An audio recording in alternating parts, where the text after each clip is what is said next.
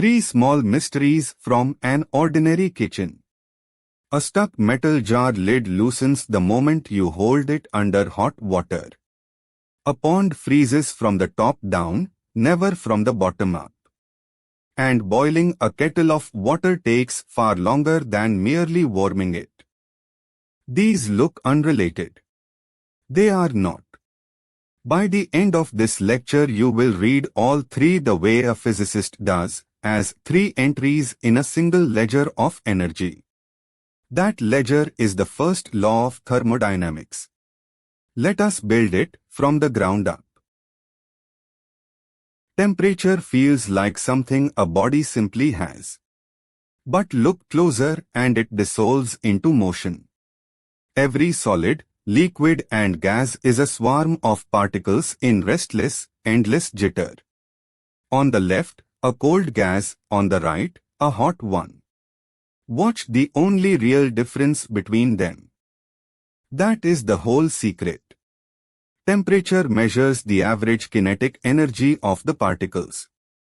Hotter simply means faster, on average. Nothing more mysterious than speed. And this hands us a floor. Drain away every scrap of energy you possibly can, and the jitter slows to its absolute minimum. That limit is absolute zero, the true bottom of temperature. It is why science measures temperature on the Kelvin scale, which begins right there, at 0. Bring a hot block into contact with a cold one, and you already know the ending. But the details are the whole point. Energy always drains from the hotter body into the colder, never the reverse. And it keeps flowing until, and only until, both bodies reach the very same temperature. That shared final state is called thermal equilibrium. Now the quiet law that makes all of this measurable. Suppose a thermometer reads the same when touched to body A and to body B separately. Then A and B are guaranteed to be in equilibrium with each other even if they never touch. This is the Zeroth law of thermodynamics. It is exactly why we can read 2 cups of coffee with one thermometer instead of pressing the cups together. 3 temperature scales, but only one physical world. Kelvin is the scale of science, Celsius runs daily life, Fahrenheit lingers in a few countries. The trick is to see them as one ruler with the 0 mark slid to different places. Water freezes at 273 Kelvin, 0 Celsius, 32 Fahrenheit, 1 event, 3 names. It boils 100 Celsius degrees higher. And absolute 0, the floor we just met, sits at 0 Kelvin, which is minus 273 Celsius. Converting is just 2 lines. Kelvin to Celsius is a shift of 273 degrees. Celsius to Fahrenheit scales by 9/5, then shifts by 32. And one curiosity that surprises everyone, the 2 scales actually cross and read the very same number at minus 40. So why does that jar lid loosen? Zoom into any solid, and you find atoms held by bonds that behave like tiny springs. Warm the solid and every atom jitters harder, so on average it settles a little farther from its neighbors. Multiply that tiny gap across billions of atoms, and the whole object visibly swells. And here is the elegant part, the metal lid expands more than the glass jar beneath it, so the grip loosens. Hot water opens the jar. Put it in symbols. The change in length is the original length, times a material constant alpha, times the temperature rise. For volumes, the same growth in all 3 directions gives a coefficient 3 times as large. Here is the idea people most often get wrong. Heat and temperature are not the same thing. Take a system, a cup of coffee sitting inside an environment. Whenever their temperatures differ, energy crosses the boundary between them. That transferred energy, and only the energy in transit, is what we call heat, written Q. It is positive flowing into the system, negative flowing out. And here is the subtle part. No object contains heat, any more than a bank account contains transfers. Heat is a flow, never a stored thing. How much heat does it take to warm something? It depends on the mass, on the temperature change, and on a material property called the specific heat. Little c. Water's specific heat is remarkably large, which is exactly why the oceans steady our climate, and why water is such a superb coolant. Now the kettle. Add heat at a steady rate to a block of ice and plot its temperature. You would expect a straight ramp climbing upward. You do not get one. Instead, the temperature stalls twice. While the ice is melting, every joule you add goes into breaking bonds, not into raising temperature. The reading holds flat at 0 until the last crystal is gone. Then it climbs again and stalls a second time at 100 degrees while the water boils into steam. The energy hidden inside those flat plateaus is the latent heat. Heat equals the latent heat L times the mass. For water, boiling costs about 6 times more energy than melting, which is why the kettle takes so long and why steam scalds so cruelly, dumping all that energy back out when it condenses on your skin. Heat is one way to move energy. Work is the other. Trap a gas beneath a movable piston. Let it expand, and it pushes the piston outward through a distance. It does mechanical work on its surroundings. To keep track of that work, physicists use the pressure-volume diagram. As the gas expands, it traces a path from its starting state to its final state. And here is the beautiful result.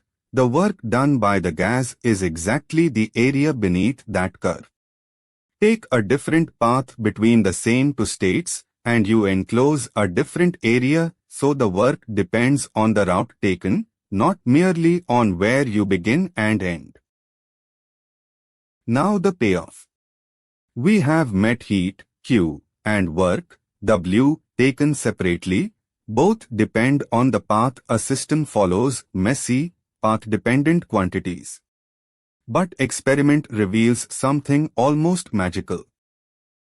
Whichever path you take between two states, the combination Q minus W always comes out identical. It depends only on the endpoints. So it must be the change in a genuine property of the system itself, its internal energy. This is the first law of thermodynamics, nothing more, and nothing less, than energy conservation written for systems that trade energy with their surroundings. Add heat, and internal energy rises. Let the system do work, and it falls. One convention to fix in place, once and for all, from here on, W means the work done by the system. That is why it carries a minus sign. When the gas lifts the piston, it spends its own internal energy to do it. The first law is a single equation, but 4 famous processes hide inside it. Each one steps forward the instant you set a term to 0. Watch. Insulate the system so no heat can enter or leave, that is adiabatic. With Q0, any work the gas does comes straight out of its internal energy, so it cools as it expands. Clamp the volume so the piston cannot move. With W0, every joule of heat you pour in lands entirely in internal energy. Run the system around a closed loop, back to its exact starting state. Internal energy returns to where it began, so the net heat taken in must equal the net work done out the beating heart of every engine.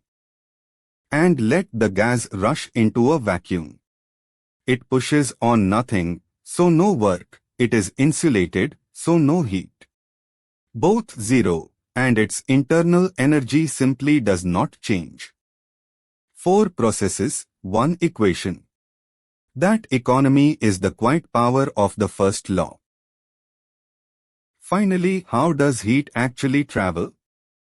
3 ways. First, conduction. Heat one end of a metal rod and its energetic atoms jostle their neighbors, passing the energy along, collision by collision, until the far end grows hot. Second, convection. Heat a fluid from below and the warm part expands, grows lighter, and floats upward, while cooler fluid sinks to take its place. That rolling circulation carries energy, it drives the weather, the ocean currents, even the churning interior of the sun. And third, radiation, the strange one, because it needs no medium at all. Every warm object emits electromagnetic waves. That is how the sun's energy crosses the empty vacuum of space to warm your face. The power radiated climbs as temperature to the 4th power, so a small rise in temperature glows dramatically brighter. Let us gather everything into one picture. At the center sits the first law. The change in internal energy equals the heat in minus the work out. One line of honest energy bookkeeping. Everything else hangs off it. Temperature is molecular motion. Heat is energy in transit, never a thing you own. To warm a substance you pay Cm delta T, to change its phase you pay Lm. Work is the area under the pressure volume curve. And heat itself moves by conduction, convection, and radiation.